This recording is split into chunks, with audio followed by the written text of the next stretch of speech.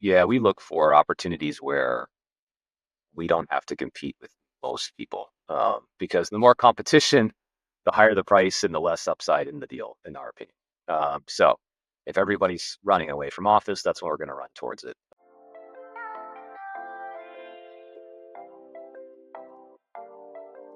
Hi, I'm Gordon Lamphere, and welcome to the Real Finds podcast, the podcast that interviews key entrepreneurs, activists, and researchers shaping the real estate industry and, as a result, our world. On today's podcast, we'll be speaking with Chris Loeffler.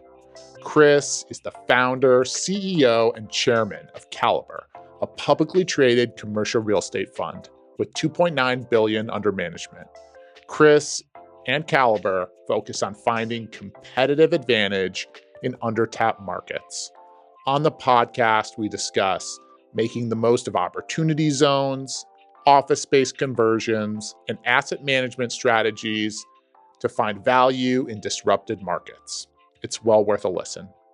Hey, Chris, happy to have you on the podcast. Thanks for hopping on.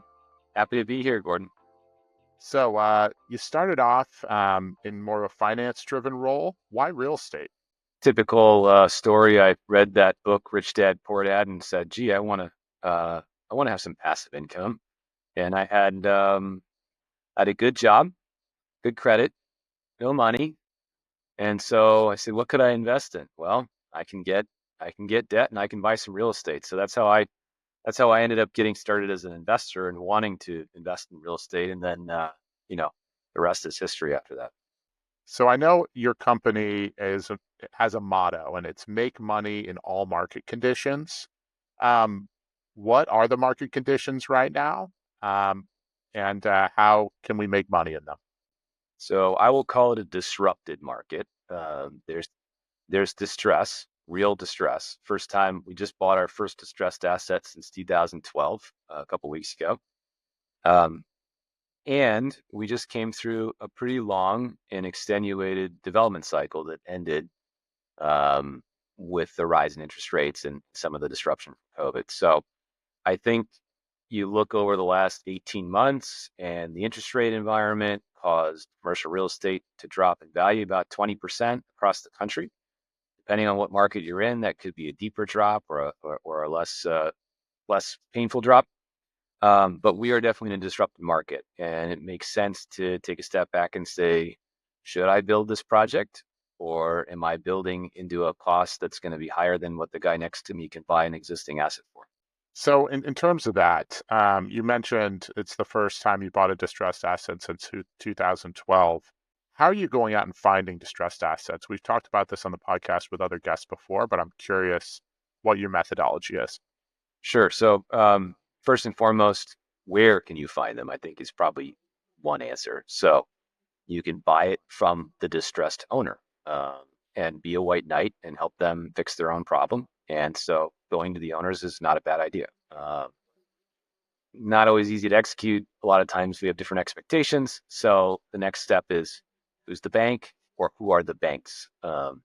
Mezz lenders and pref equity are a lot easier to deal with than the traditional, first position lender. So you need to be in conversation with both if they both exist. And then what you're trying to do is either buy the note so you can be in the driver's shoes on whether you're going to foreclose or take the asset back subject to some sort of deed in lieu of foreclosure. And then you've got auctions, which is the moment in time when the asset goes from the owner's hands to the bank's hands. There's typically going to be an auction right before that happens. You've got bankruptcy, so you can be a stalking horse bidder in a bankruptcy, or you can be, in a bankruptcy sale. You've got receiverships. You can be speaking to a receiver and trying to cut a deal with the receiver, and that about covers. And then, of course, you've got brokers. Now, when you're in a normal market, you show up to buy an asset. Whoever has the most cash and is willing to pay the highest price is typically going to win.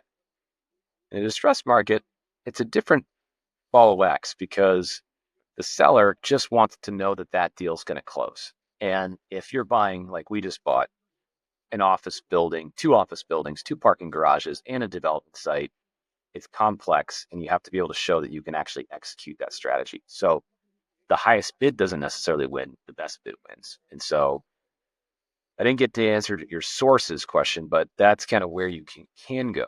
Most of what comes to Caliber is stuff that walks in the door.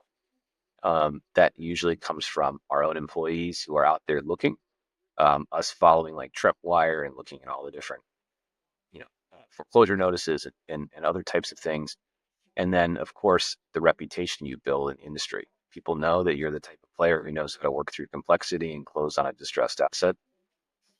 That's what you're going to get. But it's a very small crowd of people. Yeah, I can say definitively we purchased a couple notes in 2020 when things started to go south in the office asset class. And it's amazing how effective it is to be an all cash buyer, Yeah. particularly in distress. I'm curious when you mentioned where and what.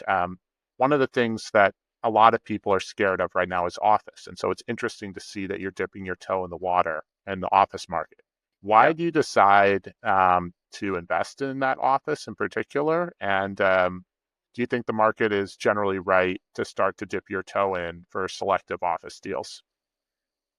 Yeah. We look for opportunities where we don't have to compete with most people, because the more competition, the higher the price and the less upside in the deal, in our opinion. So if everybody's running away from office, that's when we're going to run towards it.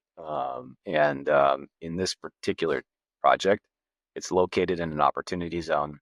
It's in the center of the city of Phoenix. It's right off the freeway, and it's already zoned to convert to multifamily residential. So we needed a density waiver, but other than that, we can convert these to multifamily and have a great housing project in the right location. Is suburban office the right asset class for that location today? Nope. But on a conversion, it makes a lot of sense. So, we're looking at another office deal, same thing, conversion opportunity.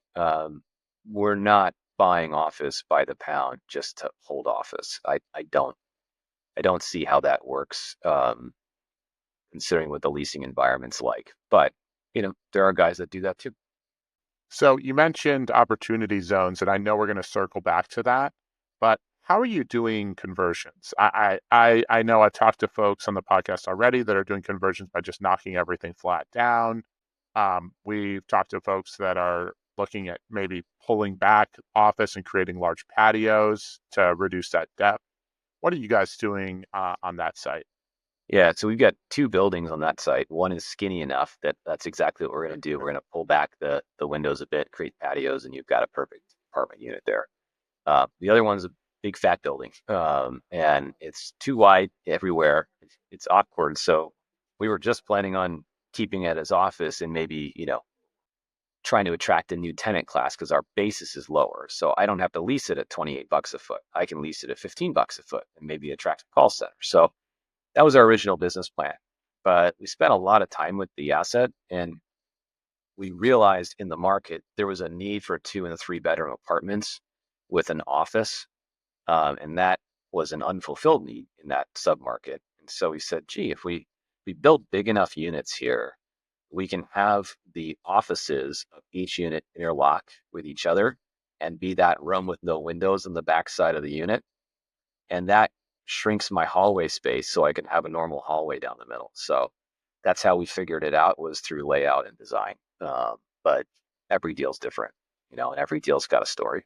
And so have you done conversions in other markets, or is that kind of your first dip in the office conversion landscape?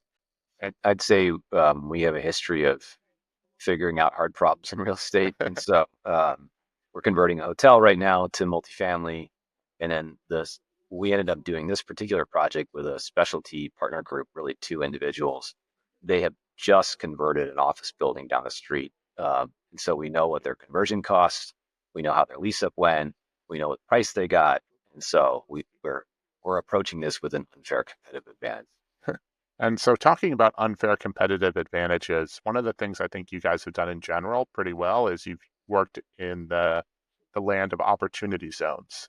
And so I'm curious, how do opportunity zones factor in when you guys are looking at an investment? I think I being a starting out in the world of public accounting and being sort of a finance-oriented person, I think capital flows influence real estate values much more so than what kind of patio I have on the side of the building. And so I'd look for that in anything where you have a concentrated desire to put capital in a specific area is going to push up values over time. So that's why we like opportunity zones. We get a tax advantage for investing. We help our investors avoid capital gains taxes. And even if it's not money flowing into our project, it's also the program is attracting other developers to invest alongside us in the same place. So that's that whole development begets development concept. So we now there's 8,700 opportunity zones across the country, and there's only a couple that we like. And so we're investing in the ones that we think are the most attractive submarkets that are qualified as opportunity zones. And then we think that other people see the same thing we do, and that's actually played out quite well. So in most of the opportunity zones we're investing in, there are other parties also investing in the same spot. This project we just bought on the other side of the freeway, one exit up, is the Hulualoa companies, and they're putting over $1 billion of investment into an old mall to convert it into residential condos and lifestyle retail. So we're happy that they're doing that. That's great because that makes our apartments worth more. What makes for an attractive opportunity zone? Because as you mentioned, there's a lot of opportunity zones out there. I know we've dabbled in it, but there's a lot that just don't make sense financially. Yeah. What is a worthwhile opportunity zone, and what are those factors? What we did was we sort of looked at how they were selected in the first place. So when that program became available, nobody expected it to come out. It was sort of slipped into the Tax Cut Jobs Act right at the end. And so nobody knew what it was. And the statute required that governors in the states selected their zones within 90 to 120 days of the law becoming legal, which is a very short period of time when they don't. With the speed of government, that's crazy short. Exactly. Yeah. So then you go, okay, all right, what states at that moment in time, which would have been the beginning of 2018, had growth-oriented governors? So that doesn't necessarily mean Democrat or Republican. Like in Colorado, there was a Democrat. In Arizona, there was a Republican, but both of them were growth or business-oriented. So that was starting point A. Starting point B is, did they understand the actual nature of the incentive? And so like in Chicago, they said, oh, this will be great. And they identified all the worst parts of Chicago as opportunity zones. But they didn't understand that the way the tax incentive works is I have to invest. I have to keep my money in there for 10 years. And at the end of the 10-year mark, if my investment's not worth significantly more than what I put in, I get no tax benefit. So it has to be an area that has growth and, sort of a trajectory for growth and development. You're not going to attract money into a place that just hasn't done a thing for 10, 20 years. So we kind of looked at the logic and we looked at the way the decisions were made. And that's how we picked our states. And then we just dig in within those states into where were the areas that have grown a lot since 2010. Because everything was based on the 2010 census, but they were selected in late and mid 2018. So it's almost a decade later. So anything that had grown a lot since 2010 was likely going to be an opportunity zone that was attractive because maybe back in 2010, it was at 80% of the area median income, but today it might be higher. Where are those areas that you're seeing growth in particular? At least, on a large macro picture. Yeah, so I'll just tell you where we're investing.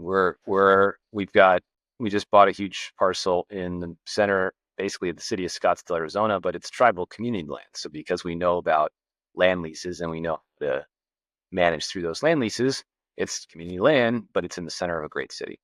We're investing in downtown Bryan. Most people don't know where Bryan is. It's in Texas, but it's the sister city to College Station, and it's basically Texas A&M University's college town. So we're investing in their downtown, which is really exciting. Most of the opportunity zones in the good places that we like to invest, like Phoenix and others, are located in kind of the commercial corridors. So, around the airport, near industrial areas. And as you might know, there's been a lot of reshoring and a lot of movement in industrial real estate. So there's a lot of anywhere where you're seeing like Arizona has a lot of activity with semiconductor manufacturing. Other, Denver has a lot of activity, in the tech space. So you just kind of go to those areas and figure out where's the opportunity zone near all that activity, and that's where you should look. And so when you're mentioning reshoring, and maybe we can move towards kind of looking at the industrial market as a whole, what are those big trends that you think are influencing opportunity zones in industrial? Is it just reshoring, or are we seeing other macro trends that help you target sites? I think it's the reshoring concept. I think also there was um, industrial real estate from the 2018 to 2022 era was like catnip for investors. So they were just piling money in. And so, it's working out, which is great, but that's just something to watch where those flows went. Um, Semiconductor manufacturing is a big topic because the government put $100 billion plus into bringing more semiconductor manufacturing back, medical, like high tech medical manufacturing, for drugs and that kind of stuff is a big topic. Um, and then, of course, the run up of regional centers, distribution centers, you name it. That's everywhere. I haven't seen anything else that is that exciting yet, but I anticipate there's going to be quite a bit of growth in the manufacturing of real estate. So I'll save it for my 10-year prediction. So in terms of going through and looking at distressed assets like we've been talking about in areas that are opportunity zones that are maybe historically um, distressed in some way or another or are close to that area, I'm curious, one of the things that I know your firm has done a lot with is distressed hospitality. And for hospitality assets, I know COVID hasn't been the best thing in the world. It's maybe not hurt it as much as office. So how do you target an asset like a distressed hospitality asset when there's all sorts of factors that are involved? Well, interestingly enough, in the last 12 months, hospitality's been the best performing asset class in commercial real estate. And the second most distressed asset class in the country is, do you know, What is it? multifamily. So you think it's office, everyone knows office. That's an easy pick, but multifamily is the second most distressed asset class. And it's distressed even though the rents are at all-time highs and the occupancy is at all-time highs. So, what does that mean? The market went a little nuts and overpaid for a lot of multifamily on short-term loans, and there's a lot of problems in that sector. So I'll get back to hospitality. There's a couple things to note to understand in the hospitality space. First, it's a difficult asset class, so most real estate investors are reticent to get in or never do. And the ones that finally do typically do because everything else is sort of played out. So in a development cycle, when everyone's building, the last thing that typically gets built is a bunch of hotels because everyone's already built all the multifamily and all the industrial, and there's no cap rate spread anywhere. Oh, let's build a hotel. So if you think about the cycle in 2019, we were starting to see a lot of construction starts for hotels or a lot of planned hotels. And Caliber decided to sell all of our hotels in 2020. We're 1 year late. So we didn't sell all of our hotels in 2020. And what we did also see is that none of those planned hotels were really built. So there was never an oversupply from the last development cycle. The second thing that happened because of COVID was, depending on the market, you saw supply shrink. How many times in your career have you seen there be less multifamily in a market that's growing? Doesn't make sense, right? Well, there's less hotels in growing markets because of COVID, and they were converted to any other use: behavioral health centers, assisted living, homeless shelters, housing, you name it. Those aren't coming back. And so you had no oversupply from the last development cycle, and then supply shrink. On top of that, if you own a hotel, Hilton or Marriott or whoever your brand is requires you to renovate your hotel every 7 to 10 years. Well, if you look back to 2008, most hotels in the country were given a moratorium on their renovation, on their PIP, for at least 3 to 4 years. And so you can actually see how that squeezed all the renovations together in 2013 and 2014. 7 years later, it's 2020. We got the same moratorium from the same brand saying, hey guys, we know it's COVID, you don't have to renovate the hotels, but we'll give you some time. And now all the brands are pushing on owners to renovate their hotels. That's happening at the exact same time that the owner also needs to refinance their hotels. Interest rates are high, and they burned all their cash keeping the hotels alive through COVID with all the operating losses. So it's a perfect storm. And we think any opportunity to buy good hospitality assets in this type of an environment is smart. Our strategy is to roll up those hotels into an UPREIT. And so that we don't have to come up with the cash to buy everything outright. We can do it with shares and a smaller amount of cash. And we offer the investors who own those hotels a much better path forward than just trying to figure it out on their own.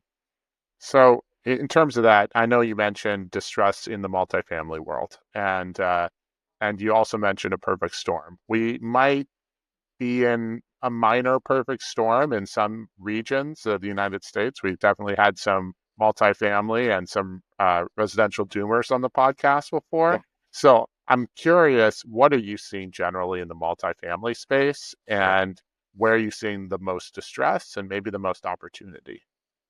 The distress is in the math, just looking at these bridge loans that are coming due. We got over $1 trillion of loans that are trying to turn over this year, next year. And, can just kind of do the math. And you say, okay, they paid this. It's operating at its best results it's ever operated at. There's just not enough income to cover any form of a refinance without a major pay down. So you go, okay, how's this all going to work? Well, right now it's working because the banks are happy to extend. And every bank I've talked to has said, well, no one from the Fed is forcing me to foreclose. So I'm just going to keep kicking the can down the road because we don't want to pay, they don't want to deal with it, right? That could continue. So the doomers out there probably could be proven completely wrong if everybody can kick long enough that interest rates come down a bit, get natural rent appreciation, and you kind of close the gap and you can just bump along. May not be the best return on investment that an investor's ever going to see, but it avoids the foreclosure and then the natural cause of the distress.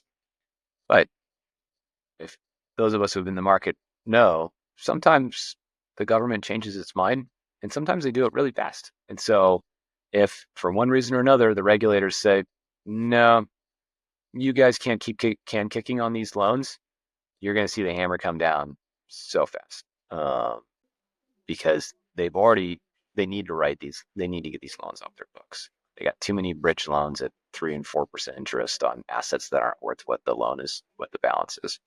So it should be an interesting 12 months.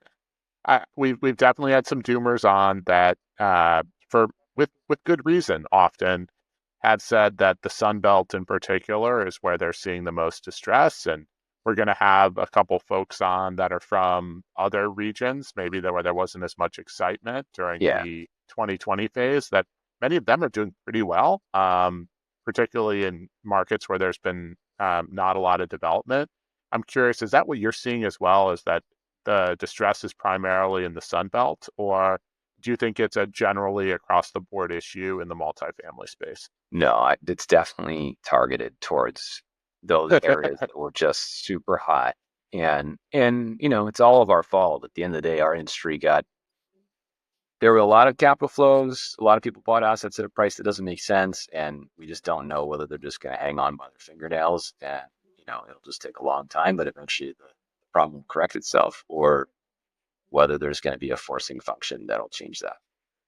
Well, a sure thing is sometimes the deadliest place to put capital. In terms of that, when we're talking about capital in general and capital formation and funding, one of the things that many of the investors that I'm talking to generally are they're a little light on capital these days. So how do you guys go out and find capital in the market and then have capital to deploy? It's the most difficult capital environment I've experienced in my entire career. So if you're experiencing that, so are we. Anyone who tells you different, you give me their number because I want to know what their secret sauce is too. I want their capital. Yeah. Exactly. And it's interesting because it's been debt and equity, and normally it's just an equity thing. but the debt has been really tough as well. And so what are we doing about it? Well, one of the unique things about our platform is we directly solicit capital through a licensed sales force to investors. So we have over 3,000 investors who have invested with us for the last somewhere between 10 and 15 years. And they know us, and we just stand in front of them and tell them what's going on. And we say, we know tight, but this is the best time to buy. So we sort of, we try to overcome it that way. Our business has also built the infrastructure necessary to raise capital at scale from investment advisors. And that is a place where there's a sizable amount of capital on the sidelines, but you need the roads and the sewers and the connections to be able to bring in the money from those advisors, do it in a compliant manner, support their customer service needs, have it show up on their statement. There's a bunch of other things you got to do. So we've done. The third thing is, capital flows like a river, and you got to know where it's going. And right now, it's in family office. That's the number one category. So we're doing a family office roadshow, and we're starting to meet with family offices, and we're starting to teach them about Caliber and such. So I'm sure you probably are laughing, so you're probably doing all the same stuff. But that's how we do it. And then on the structure side, you can solve it with fundraising, or you can solve it with structure. And on the structure side, we're doing three unique things to try to address our desire to get capital, because it's anxiety driven desire, because the deals are here and I'm getting them now and I'm so excited. But then, you know how it is. Whenever the deals are here, the capital is always scarce. So there's three ways we're doing it. One, we opened up a 1031 exchange program that's designed to be better than a DST and better than doing it on your own. So you get a professional partner, you get access to our deal flow. If things go well, it's a relatively cheap 1031. We do it in a tenant common structure as a partner with you. And then if everything goes swimmingly well, we give you an option to roll into our fund. So you can go from, no partner to Caliber as your partner and good deal flow to diversification over a period of time, all through tax-free exchanges. We're doing an opportunity zone merger program where we're helping smaller opportunity zone fund, either investors or managers, merge their fund into our fund, which a bigger whole makes it easier to get capital. And then the third program we're doing is the hotel roll up through an UPREIT strategy. And because we're using an UPREIT, instead of paying $20 million to buy a hotel, I'm buying the hotel for $20 million, assuming it's $10 million in debt, and then giving shares for the other $10 million of equity plus a little bit of cash. So for a much smaller cash check, I can roll up a $20 million out. Can you explain that a little further for somebody who might not fully understand that? Yeah, I think UPREITs always have, most REITs in the country are built through an UPREIT strategy. And it's a really good strategy when there's been sizable disruption in the market and everybody's facing similar problems. The hardest part about it is to get a bunch of partners who don't know each other to agree to roll their portfolios together. But if you can overcome that, there's absolutely no reason not to do it, because in the public markets, the equity is being valued at a much better number than in the private markets today, depending on the asset class. And you can roll these portfolios together, even inside of your own company. If you've got a bunch of syndications, you can get them into a single pool, which gives you access to more institutional capital sources. So an UPREIT allows you to do that on a tax-free exchange. Instead of selling for cash, you sell for shares or OP units in the REIT. Like I said, it's tax-free. You can pay cash for part of it, and then they pay tax on that piece. And then at that point in time, the REIT owns the asset. You no longer own the asset. And if you're doing it with us in hotels, as an example, you can continue to manage the hotels. So you can roll the equity and your ownership into the trust, get a management contract back to run the hotels. And then what we do with the trust is we operate it at scale, bring in financing at scale, and eventually we'll take it public, and you'll get your OP units, your private shares will turn to common stock essentially, and you'll be able to trade your stock and do whatever you want. Have you found going onto public markets is a net positive, or has there been a lot of stress associated with that process? Yes. That's the answer to your question. Yes, all of the above. Everything like in life, it's got positives and negatives. The positives have been Well, I'd like to end on the positive. So the negatives have been our share price went from $4 a share. We listed our management company. We didn't list any of our funds. So it's not like a REIT where we have a bunch of real estate assets in the company. We only have our fee income from managing our various funds. So we came public at $4 a share, and we the stocks dropped below $1, and it's not.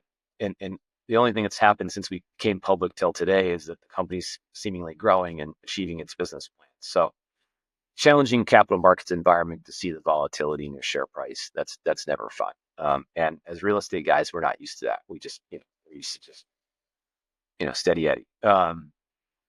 Having said that, the the other negative is going to be because people look at our share price and they assume that that means there's something wrong with our company, then it does affect our ability to fundraise into our funds and assets, even though people who are investing in our funds and assets don't have exposure to our operating company. It's just one of those things where it creates this perception that doesn't necessarily meet reality. So that's the negatives. On the positive side, it's unbelievably interesting to see how we've only been public for about a year and a half, and to see how that has rippled through the company and how it's changed my own expectations and the expectations of all the people around us. That everybody's watching. Every time we do something, it matters. And if you've seen The Bear recently, they have that every second counts quote that's from and that's what it feels like. It feels like every second counts in the hallways at Caliber. And before it was a little more like real estate company, so a little more lackadaisical. But there is an amazing interplay between the public and private markets, and if you can get it right, which we are trying to do, you can get a strategic advantage for your real estate platform. You can disconnect, creating harvesting your carried interest and the value that you built in your business with having to sell all your assets. You can start to gain better access to talent because you can truly give someone interest in your company and a share of the upside, right? Because they have real stuff. You can get cheaper financing because even though it's a public company, it's a small public company, it's better than a private company. So as a sponsor for debt, you get some advantages there. And then you can also get access to kind of corporate finance that you would be able to get access to. So lots of positives, but you got to be willing to deal with complexity, and that can be a challenge. So complexity is tough, and one of the most complex things is the future. And I'd like to start moving into our final four. It's always a Sure. great way to get to know a little bit more about you and to see a little bit more where real estate's going. So we've talked about a lot of asset classes today, a lot about capital and fundraising, but where do you think the future's going in real estate? I know it's hard to put on that Nostradamus cap, but I find the men and women in the arena tend to know at least kind of where it might be going down the road. Yeah, I've been thinking about this for the last like 2 days because I'm just, that's a great question. I would say for real estate fund managers and sponsors, so my peers in the industry, I think it's going to consolidation. I think you're going to see there's no need for so many of us out there. Investors are confused. They don't want 400 choices of cereal. They want like 10 that they like. And even though it's been an amazing run and a great business, this industry needs to mature and consolidate. And I think that's going to be driven by the environment we're in, by the demand from investors, and frankly, by the regulators, because we're starting to see from the SEC, they're finding all kinds of ways to try to force private funds to report like public companies. So at some point in time, when you thought you were just a real estate deal guy doing fund deals, you're going to find out you're an investment manager and you're subject to a lot of stuff that maybe you don't want to necessarily deal with. So consolidation could be good. You can still be a great real estate entrepreneur, but you might be part of a bigger platform. So I think that's a big thing that's going to happen in the next 10 years. And then as far as the industry itself and the actual like assets on the ground, I think the biggest trend in the next 10 years is that we're going to see a sizable amount, and I won't tell you what percentage, but a sizable amount of our real estate starts to get produced inside of the country. Yeah, I yeah. think the rest of the world does it really well. And when you see what China can produce, what Europe can produce in terms of affordable housing quickly at a cheap price, we're not going to solve this problem of affordability with materials prices magically going down. Labor's not going to get any cheaper. So I think you got to look to factory built real estate. If you're not already deep in the weeds on that, probably should get down there. Well, ironically enough, since we do film these ahead of time, the podcast that will drop right before this is all about that topic. Yeah. Yeah. So great minds like to think alike. I'm curious. That topic's primarily in, or at least that podcast, and we'll put it in the comments. Is primarily about the residential space. I'm curious from your perspective as someone who's seeing it, and I'm actually investigating this as well on behalf of a number of clients who are interested on the kind of the flex industrial world, creating more and more manufactured parts of our processes. What are you seeing in terms of that on the commercial side? Commercial side is hotel, technically, and it's basically the same thing as residential and apartment. You see a lot of it in hotel and residential. You're right. Uh, I've seen some interesting applications on retail. Like I just sat with a Chinese manufacturer last week who can build an entire outdoor market in like 20 days. Wow. Yeah. And not just, something that looks like an outdoor market. Literally each one has a food stall with a kitchen and that you can actually cook food on and stuff. So there's really cool applications for what I would say retail F&B entertainment that I've seen. I haven't paid much attention to industrial, so I don't know. But I think it's the same principle. Think about it this way. Right now, the way we build real estate, if you were building a car the same way, you'd say, okay, we're not going to print an assembly line. We're going to put all the parts necessary to build a car on the same lot, but we're going to leave them outside. And every day, someone's going to come in and do their piece of building the car. And whether it's raining or snowing or whatever's going on, some new guy's going to come in the next day and do his piece. And some new guy's going to come in the next day and do their piece. And it's all going to be exposed to the weather. It's all going to go, however it goes, right? Versus putting it in a factory and just moving the car down the line. So just move the property down the line. Henry Ford did amazing things to the auto industry. I'll be curious to see who our Henry Ford is. He or she is probably already around and kicking and ready to push some of us out of the real estate process that are a little slow. Please call me so we can participate in your next round. Exactly. So in terms of going, looking back in time at Henry Ford, one of the things we love to look back in time at is our own past and your past. So we have a lot of younger listeners, and by younger, I put anybody under 35 as younger in the real estate industry. When you were starting out in real estate, what is a little bit of advice that you would have given yourself? I think that I thought there was a defined path to success, maybe more so than I should have. And I set all my goals based on what I cared about that time. But I was 23 or 24. Now I'm 40 with kids, and my goals are different. And so I think Dave Ramsey says this. He says, go ahead and climb the ladder. Just make sure it's leaning against the right building. I think that would be my best advice is to the best of your ability, make sure that the end destination you're trying to get to is the one you actually want. We're all going to climb the ladder. We're all going to strive to get where we want to go. But it is more difficult to change directions once you're already halfway up the ladder. So, not to say that we're making that dramatic of a change, but I wish I would have been a little more thoughtful about where I wanted to go in the first place. Hey, as somebody who started out in law before getting into real estate, I totally get that. One of the things that we like to get though our hands on is new books, and we're a big fan. I don't care if you're taking them in the audio format or sitting down by the fire and reading a good novel.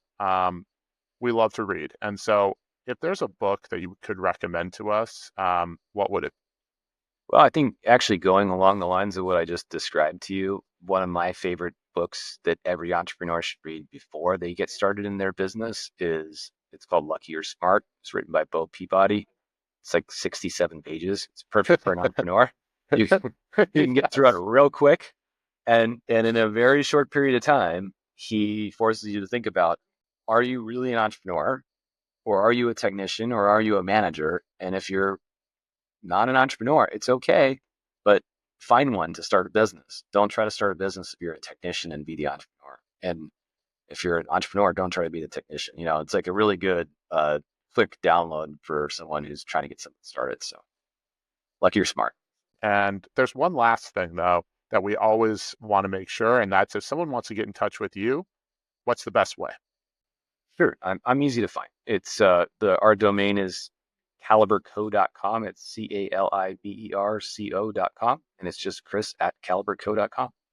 Chris, thank you so much for hopping on the podcast today. We really appreciate it. Thanks, Gordon. Appreciate it. Thanks again to Chris. We appreciate his insights. And if you enjoyed the podcast, please give us a like, a 5-star rating, and a review. Your comments, interactions, and subscriptions truly matter and help us continue to provide quality guests. You can find us on YouTube, Spotify, or wherever you get your podcasts. I'm Gordon Lamphere with the Real Finds Podcast. Thank you for listening.